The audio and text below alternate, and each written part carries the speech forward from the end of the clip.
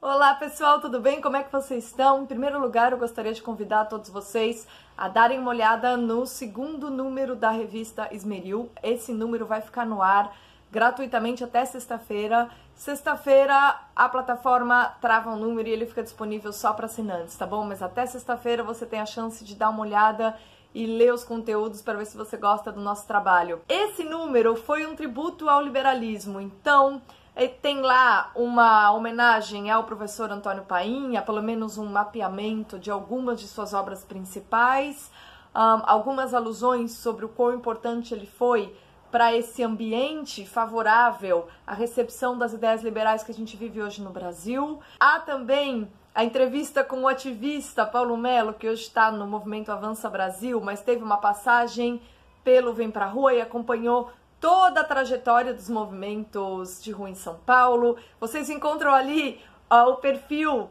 do ministro mais produtivo desse governo, obviamente estou falando do Tarcísio de Freitas, né? E uma série de outros conteúdos, tá? Vou deixar o link na descrição. Aproveitem que até sexta-feira está no ar gratuitamente para todo mundo. Pegando o gancho desse número da revista, eu gostaria de abordar aqui hoje um tema sobre o qual muitas pessoas não têm coragem de falar, mas eu vou falar sobre ele porque ele é importantíssimo. É o fato de a gente introduzir análises radicais na nossa dieta de leitura. É importantíssimo você frequentar autores que respondem a problemas indo à raiz desse problema, porque o que a gente encontra em geral são análises superficiais. Às vezes, grandes autores com muita reputação estão falando de problemas pelas laterais do problema, mas não pela raiz do problema, né? E aí, recentemente, justamente para elaborar esse número, eu estava reanalisando algumas obras de autores ditos libertários, mas que são conservadores culturais, né? Esse movimento do libertarianismo no Brasil é algo, eu já vi alguns canais e tal, mas eu acho que é algo que merece ser mais bem esmiuçado, e eu só vejo professores ali do Mises fazendo esse tipo de coisa. Eu vejo isso sendo feito por poucas pessoas, e eu vou fazer isso, embora eu não seja, não possa me definir uma libertária, porque o libertarianismo ele tem matriz racionalista, e quando se fala de política, eu acho que o racionalismo, como eu já disse num vídeo aqui, não dá muito certo. Porém,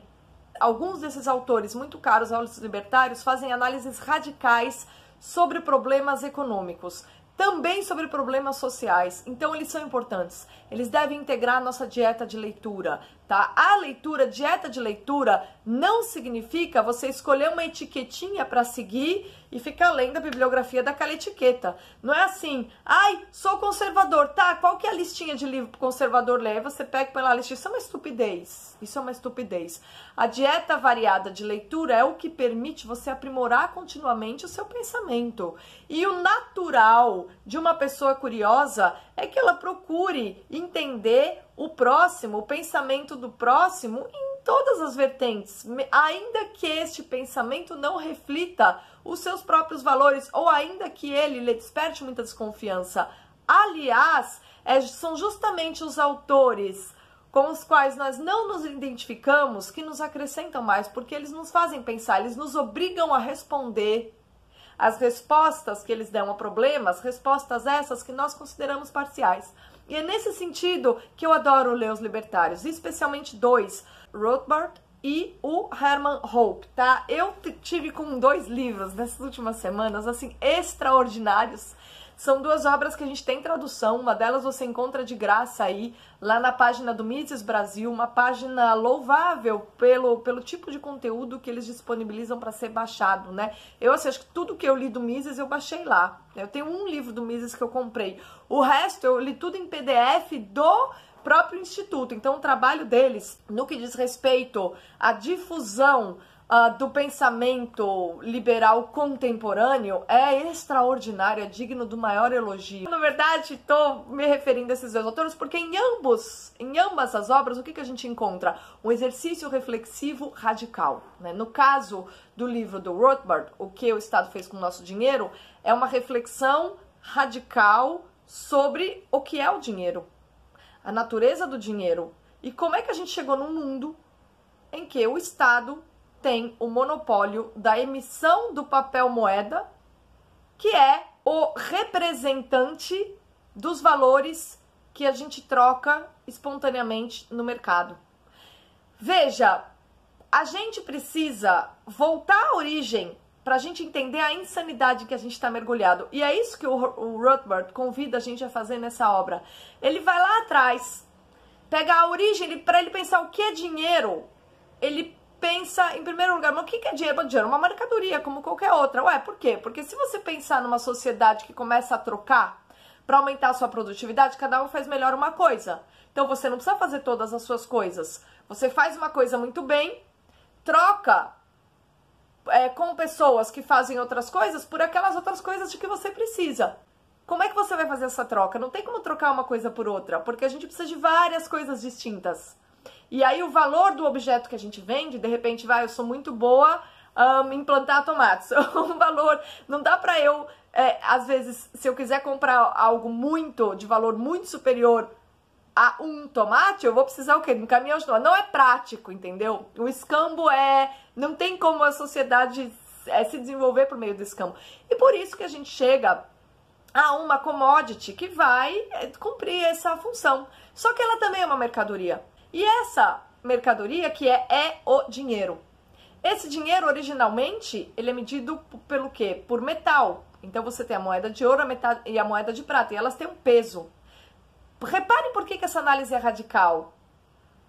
O valor das coisas é algo subjetivo. Contudo, você consegue, para que haja acordo entre vários homens, associar o valor que você atribui a uma coisa a um elemento objetivo, a um metal com peso determinado. Então, o acordo entre as pessoas, que é algo objetivo, eu quero trocar com você, tem um referente concreto objetivo, a moeda. E isso dura durante muito tempo, do século XX para cá, o ouro deixa de ser o referencial comum e a moeda nacional emitida por um banco que tem o monopólio da emissão do papel moeda se torna referência.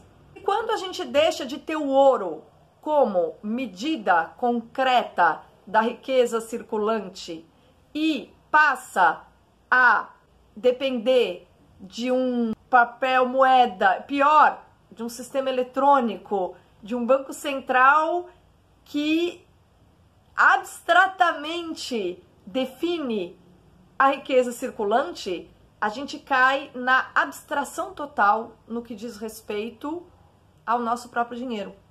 E aí, o que o Estado, então, fez com o nosso dinheiro? Bom, ele fez com que o nosso dinheiro perdesse qualquer referência objetiva. A partir do momento que o Estado tem o monopólio da emissão de papel moeda, a inflação é algo sobre o qual a sociedade perde o controle. Né? Quando o governo precisar resolver os seus próprios problemas, ele vai emitir papel moeda. Os indivíduos não sabem mais quanto vale o seu dinheiro.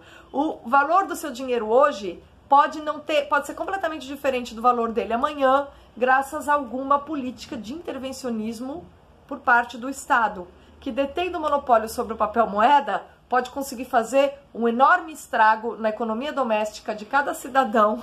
O que importa para nós é o seguinte: quando você entra em contato com esse tipo de análise radical, você depura o seu pensamento de maus hábitos. O mau hábito mental mais comum na vida das pessoas é você fazer análises superficiais. Fazer análises superficiais é não entender a raiz do problema. E se você não entende a raiz do problema, você nunca vai conseguir encontrar uma resposta para ele. Será que a gente vai conseguir, sei lá, restabelecer o padrão ouro? Não, a gente abandonou o padrão ouro. Hoje em dia não existe nenhuma referência concreta que nos assegure do que é o nosso dinheiro, do valor real do nosso dinheiro. A gente não tem mais nenhuma referência concreta. E embora a proposta do Rothbard seja retomar o padrão ouro, é muito difícil que isso volte a acontecer. Mas a partir do momento que ele mostra que esse é o caminho e que essa é a solução, a gente consegue ter uma clareza muito grande sobre por que os conservadores têm tanta desconfiança dos globalistas. A gente consegue entender que os globalistas justamente são as pessoas que estão associadas a instituições financeiras que vivem de quê? De título emitido pelos bancos centrais. Quem ganha dinheiro na inflação? Ué, quem pega primeiro dinheiro. E quem perde dinheiro com inflação? Quem está lá na ponta do processo, quem é o último a ver a cor do dinheiro. E nesse sentido, enquanto você tiver o interesse globalista em primeiro lugar, estados social-democratas que são inflacionários, porque para resolver os problemas eles têm a possibilidade, eles têm o monopólio da emissão de papel moeda. Tá bom, vamos imprimir aqui que a gente resolve. Em vez de conter o gasto público e enveredar pelo caminho da austeridade, eles fazem o contrário. Eles continuam criando uma impressão artificial de prosperidade via políticas inflacionárias. Nesse tipo de política inflacionária, você gera uma elite ligada aos bancos maiores, ao mercado financeiro, que ganha muita grana, e quem está lá na ponta do processo, que é o povo, é quem sai perdendo. Curiosamente, os social-democratas estão do lado de quem? Olha que engraçado, os globalistas estão do lado de quem? Dos governos social-democratas. Porque esse tipo de governo social-democrata é o governo do gasto público. Então, na social-democracia, o governo vai gastar e vai se endividar infinitamente. Todo mundo vai achar isso bonito. E a própria Manuela Dávila, ela diz, ai, como que você supera a crise? Ué, investindo. O que é investir? Na verdade, é o governo pôr dinheiro na sociedade. Mas como é que o dinheiro vai pôr dinheiro na sociedade se o governo está endividado e ele não tem esse dinheiro? Ele está tirando dinheiro do nada para dar à sociedade uma falsa impressão de riqueza num pseudo-investimento que ele está fazendo. É uma insanidade, é um sanatório esse mundo onde a gente vai parar. E esse sanatório em que a gente está vivendo e que só é bom para os globalistas que estão lá no comecinho do processo e que é horrível para nós, que somos os últimos a ver a cor do dinheiro, quem nos oferece uma resposta para o problema do que o Estado fez com o nosso dinheiro, que melhor nos permite entender por que é que os globalistas estão junto com os social-democratas? É o Rothbard, que é um libertário. Claro, conservador cultural, mas do ponto de vista econômico, ele é um liberal radical. Então essas leituras radicais, essas análises radicais, elas devem compor a nossa rotina de leitura, porque elas nos ensinam a pesquisar com profundidade um problema. Ele não fala do dinheiro da maneira superficial, como todos esses professores com doutorado em economia falam por aí pelas universidades. Ele fala indo até os fundamentos. O fundamento da inflação, quando a gente vai ver o quê? Bom, você tem lá um banco, alguém depositou um monte de moeda de ouro no banco, e o dono do banco vê aquele monte de moeda de ouro parada lá e fala, puxa, caramba, esse dinheiro não é meu, mas bom, se ele fosse, eu poderia emprestar ele para alguém, cobrar uns juros e ganhar uma grana alta. E ele vai lá e faz isso. Ele emite um título cujo valor tem como lastro aquele dinheiro que está no banco, mas não é dele. Aí o que acontece? O que ele está fazendo? Ele está falsificando, porque ele está injetando na praça um dinheiro que não existe. Porque aquele dinheiro não é dele. Ele está duplicando o dinheiro existente. Ele está introduzindo o não ser no ser. Ele está introduzindo a falsidade na realidade. E é isso que é a inflação. Olha o grau de profundidade. Quando eu li esse livro do Rothbard, eu imediatamente me lembrei do Diálogo Sofista do Platão. O Diálogo Sofista do Platão, qual é a conclusão que se chega? Que é muito difícil, talvez seja impossível você desvendar o não ser, ou seja, a falsidade, a mentira, porque ele se esconde no ser. Ou seja, na verdade, a inflação, ela é fruto justamente desse processo de uma falsificação, de um fingimento, de uma injeção, de uma quimera na realidade, mas uma quimera num formato que é o título, igualzinho ao título do cara que possui aquele ouro. Então, como a forma é igual, o cara que tem aquele ouro no banco tem um papel dizendo quando ele tem. O banqueiro empresta esse valor para um outro cara que tem um papel que é igualzinho o do dono do dinheiro. E aí esse cara anda com esse dinheiro falso do lado do cara que anda com o dinheiro verdadeiro. Só que não tem como distinguir. As pessoas no mercado não sabem que esse dinheiro é a falsificação daquele. Consequentemente, o que você tem?